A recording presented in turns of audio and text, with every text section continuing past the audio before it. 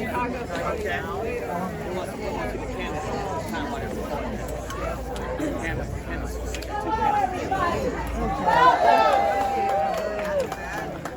to the Love America No Kings Rally. We're proud, and we're going to show that administration what they're reckoning with. Start off our rally. I want to introduce you to Dan Williams. He is running in the Democratic primary.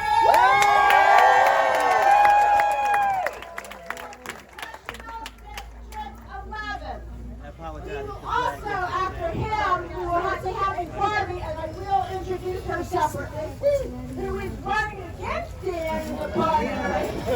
We're running together. And we have a latecomer. He couldn't be here. He's here, but he's not going to be speaking. His name is Royal Webster. Webster. Oh my goodness. No relation, right? No. Against Dan Webster. So that's pretty cool. So that'll be three people running in the primary. We're going to be having a town hall in early 2026 where you will have the opportunity to ask these three candidates questions and decide who you would like to vote for to vie against Daniel Webster. Let's have them all.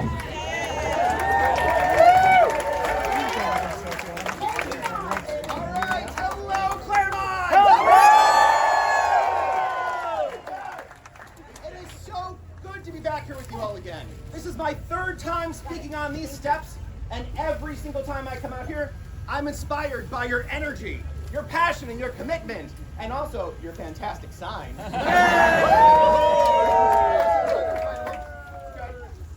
So I'm super excited to announce today, right here, that I'm running for the United States House of Representatives for Florida District 11.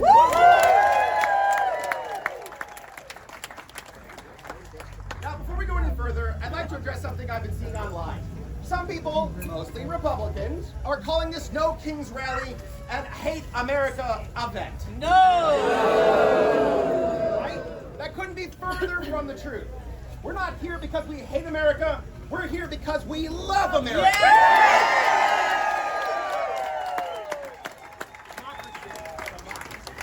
We're standing up for the Constitution that they're walking all over, using every single loophole to find just one more sliver of power. Now, one of my pillars for my platform will be to start closing those loopholes, because a government built on loopholes isn't serving the people, it's serving itself. Amen. Now let me get this out of the way up front. I am not a politician. I'm a college professor who has lived in Central Florida for more than 20 years. Woo! And yes, I do live in your District 11. I got into this fight for the same reason that we're all here today, because our government isn't working. Amen. For me, the final straw was seeing an image on the White House official Instagram of Trump with a photoshopped crown on his head and the words, "Long live the king." No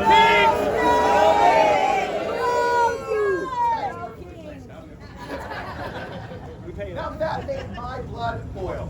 Because this is America, we don't have kings and never will. Now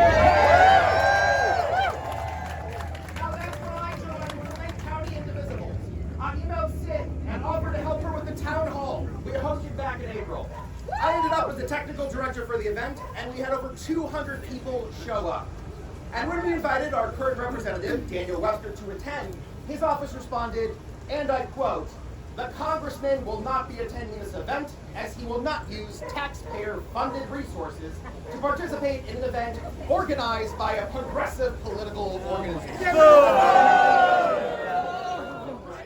Now that is everything I need to know. If our representative won't represent us, then it's time for someone who will. So I started showing up at these protests.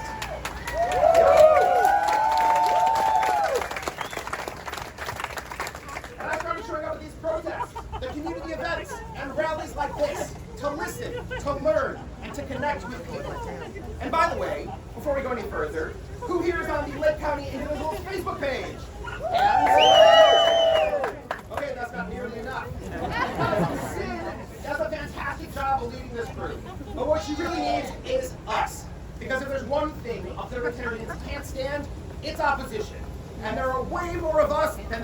them. To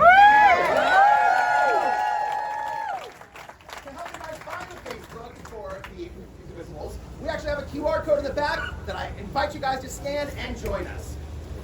Now let's talk about the question I get asked the most. How do we get more people involved? Now when I told one of my sisters that I was running for Congress, she says, and I quote again, "Ugh, you'll have to excuse me. I know a little about a little when it comes to politics. And that's because it's always been garbage, so I never had an interest." Now she's not wrong. Too many people feel this way. And that's something that never changes. That their voice doesn't matter. There's even a video from Represent Us showing the average American has a near zero impact on which laws get passed. That's ridiculous. So I decided to do something about it. I am an engineer. I'm a professor, and I'm a problem solver by nature. I started thinking, how can I fix this without waiting for Congress to fix itself? And that's when I came up with my platform for Ask America. It's very simple. When a major bill comes up before Congress, I'll create short videos breaking it down, explaining what's good, what's bad, and what's hidden in the fine print. I'll ignore party politics and focus on what the bill actually does and how it affects us. Woo! Then, through the Ask America platform, you'll be able to vote on that bill and watch your votes appear on a live public tally board. So you know that your vote counts and it matters. That is direct democracy. That means your voice is finally heard on every single issue. No special interests, no lobbyists, because they won't be able to buy my vote. Because mine, it isn't mine to sell. Amen. It's going to be yours.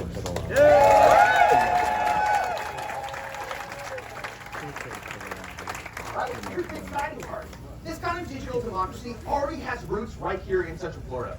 There's an organization called the Digital Democracy Project, and thank you to Barbie for tagging them in one of my posts. I've been meeting with them, I've been sharing ideas, and I will partner with them, offering up my coding skills to help evolve their site in what I have envisioned for Ask America. We're even setting up internships through my college to get students real-world examples in civil tech. Now, all they need is us.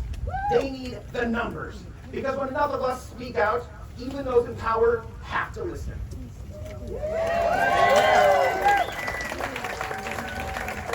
If you're interested in doing this right now, I again have a QR code back there on one of the tables. Scan it, and you can start voting on bills today.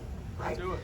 Let's do it, indeed. Now, if this experiment works, it could spread to other districts, other states, and we can take back the government, one representative at a time. Woo!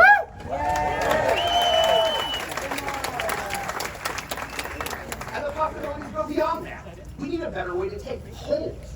Think about it. If the mayor of Clermont wanted to know whether you guys supported building a new park, how would they even ask you about this?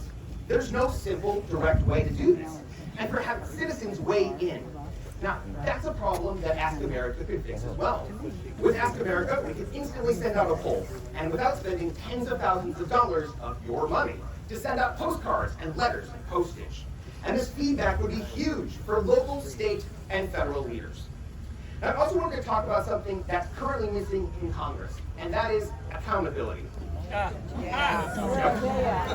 Right now, there's no way for the public to even see how many people call in about a specific issue. You might call your representative to say, support this bill, or I'm against this bill. But all of those numbers are kept private. I personally called Daniel Webster's office to ask for that data. They refused to give it to me. So I filed a Freedom of Information Act request. And guess what? Congress is one of the only branches of government that doesn't have to comply with FOIA. Right? I was outraged as well. Because transparency shouldn't stop at Congress's door. If we demand accountability from every agency, why should we not expect it from our lawmakers too?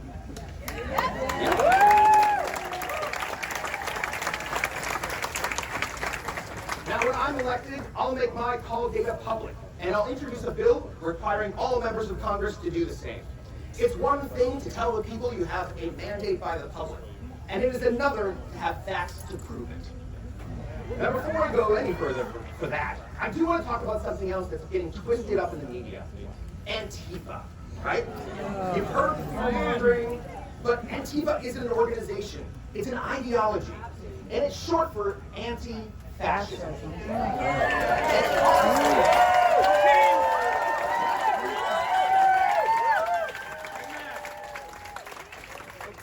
So when Trump says he's anti-Antifa, what he's really saying is that he is pro-fascist. Now that is not patriotism, that is propaganda.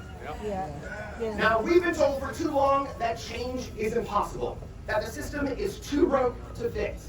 But impossible things are just things that haven't been done yet. And it reminds me of my favorite Walt Disney quote. It's kind of fun to do the impossible.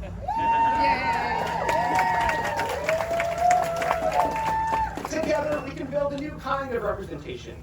One that's transparent, accountable, and powered by the people. We can prove that democracy still works, and demand it does. Not left, not right, let's move forward.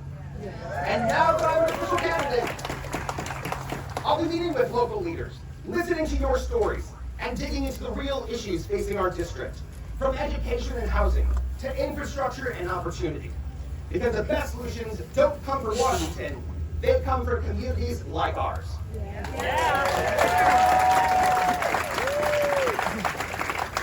In the spirit of that, if you have ideas for laws or improvements to the government, let me know. I love a good brainstorming session, and I'm super open to hear all of your ideas. If you have an event that I should attend, or if there's an issue that you care deeply about, I also want to know that too. Go to my website and fill out my suggestion form. The only purpose of it is to let me know more about you guys. I will go ahead and make regular videos that go over the ideas that come in, and we can start getting them out there. This campaign isn't about amplifying my voice. It's about amplifying yours.